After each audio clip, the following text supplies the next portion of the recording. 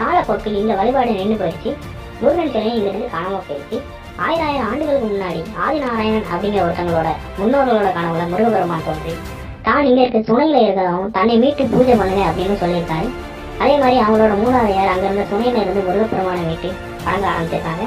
1970ஆம் ஆண்டுல இருந்து ஆதிநாராயணன் அவர்களோட கரங்களுக்கு இந்த கோயிலோட நிர்வாக பொறுப்பு வந்துருச்சு.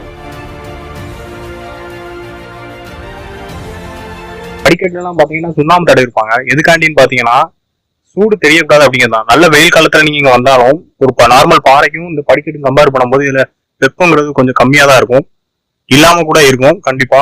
அதனாலதான் இதுல சுண்ணாம்பு தடவை இருக்காங்க. இந்த கோயில்ல மொத்தம் 64 சுனைகள் இருக்கு. இங்க இருக்க சுனை நீர்ல குளிச்சாலோ நோய்கள் நிறைய குணமாகும் அப்படின்னு சொல்றாங்க. இந்த கோயில்ல நிறைய சினிமா ஷூட்டிங்களும் நடந்திருக்கு.